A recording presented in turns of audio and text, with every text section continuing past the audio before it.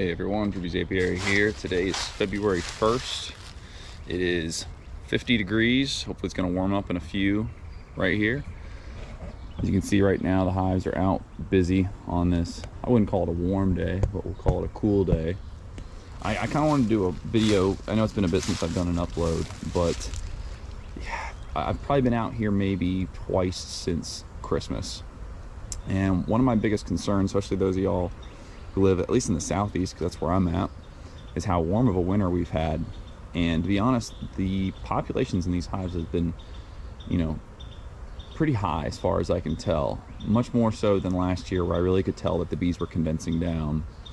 And the reason why I bring this all up is because I'm most worried about the possibility of these large populations going through their honey stores or whatever thing they'd saved up prior to getting them into the spring. Because right here it's February 1st.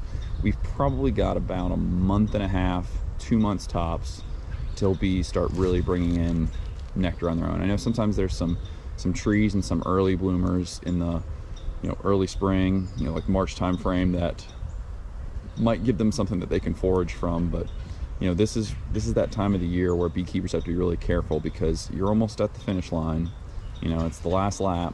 And yeah, I kind of want to go in. I'm going to take a peek at a few of these hives and just see where we stand. I've not broken a propolis seal at all since I tucked these ladies away back around Thanksgiving. But we've continued to feed the sugar up top. I know you've seen videos of that. I'll probably show that again today, of the granulated sugar and the round rapid feeders. But I've just seen, I don't think the queen has ever stopped laying this winter. Last year there definitely was a break in the brood cycle. I don't think that's really been the case, and the reason why I say that is because I've seen the bees on a few days drag out unhatched larvae, or I shouldn't really say larva, I guess it's them in the pupa stage essentially. So they were already capped off and they were in the cycle. And usually to me that's making me think they're doing that because either something was wrong with that bee, or they're thinking, hey, we don't have enough mouths to feed. Hell, right now I'm looking at over there, it's too far for y'all to tell, but I'm seeing drones. I've seen so many drones still out here over the past month or so. Yep, that's a drone on the ground. I know it's kind of too hard to see, but let me see if I can zoom that in for y'all. That's a drone walking around right there. I know it's kind of hard to tell, but most of the drones got kicked out, or they usually get kicked out, but back in the fall. But I have seen so many drones too in a lot of my beehives, so that's always worrisome, because that's just mouths to feed that I was hoping these bees wouldn't have to. So that just tells me the queens never stopped laying. This mild winter has just made them think that they can get away with it, but it's dangerous for the bees because they're not going to have enough food. So we're going to go over that. We're also going to go over Varroa, because I have seen a lot of Varroa mite drops even without treatment since my last oxalic treatment. I know my last video was about me doing oxalic right before the holidays. It did work. It killed a lot of mites, but there has been for sure a lot of mites that I've seen dead, and we'll go over that on the next part on my Athame bottom board back here. So I'm going to yank these out in a second, show you all those. But there were a lot of dead mites even without oxalic, and so I don't know if they were just dropping off naturally, or if the bees were grooming them off, or if it had anything to do with the cold, but it really shouldn't. I'm not really sure why I've seen so many dead mites. Dead mites are good, but dead mites also indicate that there are a lot of living mites inside the hive. So that's pretty much what we're going to be doing today. So like I said, just do a quick check the bottom boards, refill the sugar feeders if we need to. Maybe I'll go into one of these hives and check the stores. It's a semi-warm day today, and kind of take it from there as far as what we're going to plan for the rest of this winter. All right, so we'll move on to the next part. I'll start with the red hive. Red hive was the one that had the worst mite count going into the fall. And I was out here a little over a week ago, and I did an oxalic treatment on all 4 of these hives. So this is the second time I've done oxalic this winter, and it was just because I kept seeing so many dead mites drop. And I am seeing some. I'm not seeing as many as I was seeing a week or two ago naturally, but I'm definitely seeing a lot of dead mites. So as far as I can tell, oxalic was working. And you know, it feels like it's a constant fight of just keeping all these mites at bay through the winter right now. Last year I really hit them hard with oxalic in December. Pretty much got them all. I mean, you never do get them all, but going into the spring when I did another oxalic, I barely had any. It was a very, very small count. So I think this warm weather and the fact that the brood cycle never really stopped this winter has really kept the mites hanging out in our hives more than we would have liked. So that's red hive. Got that.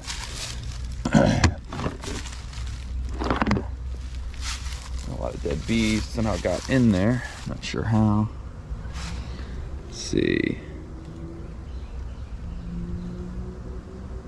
Seeing good amount of dead mites. But again, nothing different from before. Let's see.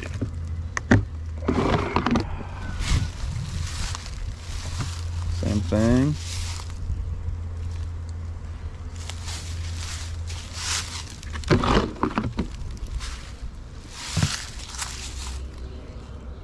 Same thing.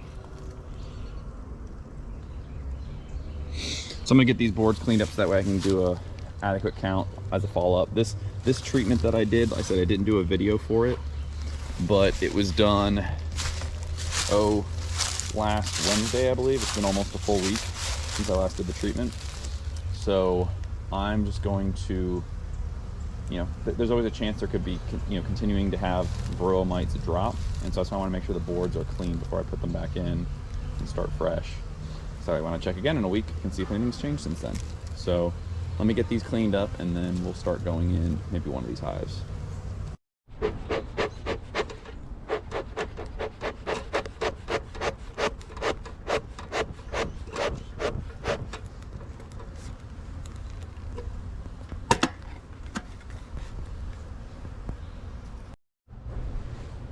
All right, real quick, we're gonna go into the red. Probably not go all the way down into the actual main brood chamber, but I just kind of want to show you all where these hives are at. Again, February 1st, right? So we've probably got a month, 2 months, tops. We have to make sure they can make it through. So I'm going to open this up, let you guys take a peek at it in here.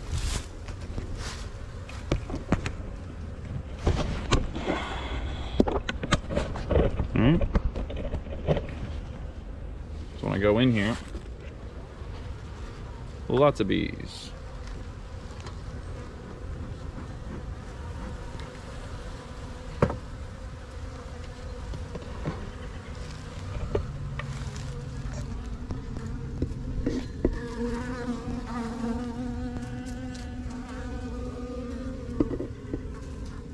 You can kind of see some fresh wax right there they used to really seal in the actual round top feeder. So they're trying to keep it in place. These ventilation holes, they've barely sealed up. So with propolis, that tells me that they are totally okay with the ventilation that they've been getting in here. So again, what I'm probably gonna do is I'm gonna just take this off and do a quick check on a few frames in the super body, see where we stand, not really be pulling out a whole bunch else before we move on to something else. So let me do that real quick and then we'll take it from there. This looks very nice.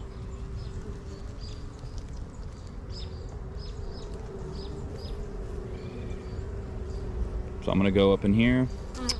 I'm going to check, like I said, there's a good chance that, you know, the whole main cluster could be up here instead of down below since heat rises. So I'm gonna try not to do too much disturbing, but let's see where they're at and whether or not I actually do this with all 4 of them. Because again, I'm not trying to disturb them too much. I'll kind of share my thoughts and, you know, please leave comments below if where your hives stand this time of the year, because I'm definitely curious, especially if you do live in the southeast, but this is something that I definitely like to see. One thing I wanted to share, going back to what I was saying, is you can see all this drone brood that's at the bottom. Not all of them, but there's a few. Some is just normal cat brood, tiny bit, but right there's little bumps that are jutting out. And I mean, there's a drone right there crawling around. I mean, there are so many drones. This isn't a laying worker issue. Like I said, I have a feeling everything's fine because, again, I'm seeing normal cap brood, but it's just interesting to me to see this going on, especially this in the middle of winter. I would expect this maybe like a month from now, but not right at this moment. Most of my cluster is between the leftmost frame to frame number 7, I would say, on both the top and the bottom. So both in this super and in the hive body itself, frames 8 through 10 are completely empty. They're wax frames, and there's no resources in there. So just curious, checking on red. We'll move over to yellow next and see how much quicker we can do this. I moved over to green real fast. Red was looking good. I would say they probably have maybe 50% of honey left. There was a lot of capped honey in there, but there was also plenty of empty space as well. So not that surprising. But overall, I had a pretty good impression about it. You know, there was the drone brood situation, which I don't like. And, you know, I mentioned I did that Varroa, the oxalic treatment last week. I did actually see a Varroa mite on a bee, on a worker bee, just like on its back, and that's not usually a good sign. But I also saw a heavy drop of mites, so you know, that could be a one-off where there's one that didn't get the treatment because it was outside of the hive when heat treatment took place. Hard to say, but overall I kind of liked what I saw in red more than I thought I would. So I'm gonna take this lid off again, do a quick check in here, see how we're looking.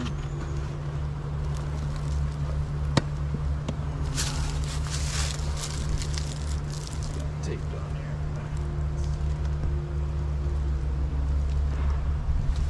There we go.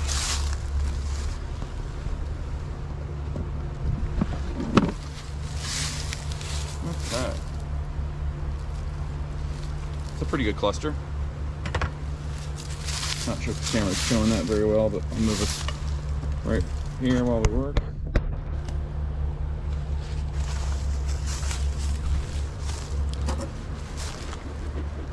A lot of bees. If y'all remember, this was the weakest of the 4 only a few months ago. Probably by September. This one got a lot of help from its neighboring hives. Probably would have been in trouble otherwise.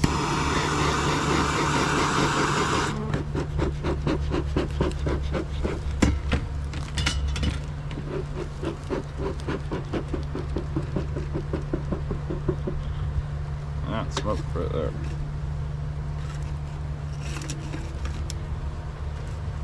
I saw a beekeeper doing that the other day, and I thought that was really cool. I've always, you know, lit from the top end versus lighting down here. It's a little harder to do, but to actually take the nozzle, put it right there when you get it lit, feed from the bottom, way better.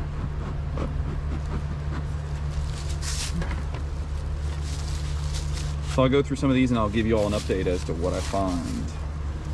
Green hive was showing very similar to the red hive. I'd say it's probably about 50% full.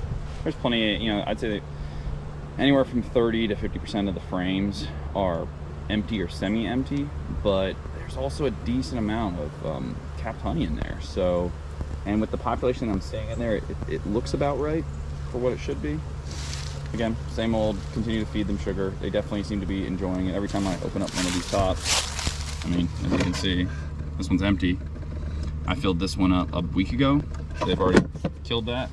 Whereas the green one looked exactly like the red hive. You know, maybe about quarter to half full. So I'm gonna keep feeding them sugar, give them something to do. But overall I'm pleased. So I don't think I'm gonna record necessarily all of going into blue and yellow. I'll take a quick peek and leave it at that, and I'll give my final thoughts. Yellow and blue hive, y'all are very, very packed full. So they're looking really, really good. I mean, this is just one from yellow. I would have showed you more frames from blue, but blue was loaded. But I mean, tons of bees, tons of honey. It's kind of hard to tell from that perspective, but they are just packed. Packed, packed, packed. So right now, I'm gonna get them closed up. I'm gonna put more dry sugar on these two especially. I'm gonna try to fill them all the way up because they really are they're basically going through a rapid round feeder of dry sugar in about a week and a half. Which, for perspective, when I used to do the warm feeders, you know, the actual liquid feeders during the warm times of the year, you know, that held like several gallons, and they could do that in a couple days. But it's still impressive to see them take dry sugar, which usually needs some moisture and condensation on top. And I mean, they're just packing it in. They got no problem that it's still in the dry form. So I'll show you guys some of this up close. Strong cluster.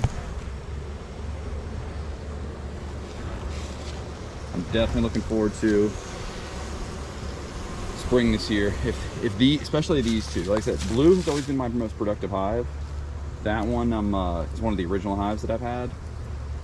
Yellow was also always productive, but you know, I'm thinking those two, they're either just gonna be really good honey producers or easy splits for this year. Green is close to it. I'd still say red. You know, red used to be one of my strongest hives. Kind of traded places with green. I'd say green is a little bit further ahead than red is now. So something to think about for me for future planning. But let me get these closed up and put the sugar on them, and then I'll do my closing thoughts. All right, that's gonna be pretty much it for today. Bees, now that I'm done, fairly annoyed with me. He tagged me once on the hand. I wasn't wearing gloves, but you can see it right there, starting to welt up a little bit. Overall, very good. I feel like I have a good feeling about what I just saw from today. I was really worried because, again, all you beekeepers, if you're noticing the same in your area, because we've had such a mild winter, I've been really worried about the stores, the honey stores being gone or heavily depleted, and you know, maybe I really, you know, feeding them back a lot of their honey this past fall. If you watch one of my earlier videos, I mentioned that I had saved like 10 frames of honey that I was planning on extracting and selling, but I didn't really need it. I didn't need to take honey from them. I rather would have given back the honey to them when I felt like they needed it, and this really was a rough summer for them as far as me feeding, and it just felt like everything I put in these hives, they weren't able to keep it. And with populations this big, you would think that they'd be almost gone going into the spring. You know, we got about a month and a half, but I really liked what I saw. This dry sugar feed appears to be doing really well. Doing that second Varroa mite oxalic acid treatment a week ago to knock back the mite some more, I think helps. There definitely is cat brood in these. Like I said, those queens still, you know, didn't stop laying, and I forget which one off the top of my head. I should have wrote it down. One of them I did see some fresh egg, or not eggs, but at least larvae. So at least a couple days ago, a queen was laying. Don't remember which one it was off the top of my head, but either way, you know, I mentioned that because it's going to be hard to keep the Varroa at bay if the queen's still laying. The nice thing with oxalic in the winter is you hope that the queen has stopped and the population is just going to maintain, and that is not the case. So I have a sneaking suspicion there'll be one more oxalic acid treatment probably come first week of March, so a little over a month from now. I'll probably do one more, or at the end of February, one or the other. It's just been near impossible to get this queen or any of these queens to stop laying. So yeah, overall very pleased. I don't know what the next video will be. I've got some exciting stuff though down the pipe when it comes to bees, so definitely looking forward to this upcoming year. Definitely getting some more hives. Looking forward to seeing what these hives can do, whether splits, etc. Assuming I'm able to get them through this next month and a half. But every beekeeper knows, you know, we're on that last lap or so. You know, half of the race is done, I would say, at this point, and we're in the you know, the last stretch. So, you know, good luck to you all. For those of you that don't keep bees, you know, I hope you enjoyed watching this today. Take care, and I'll talk to y'all soon.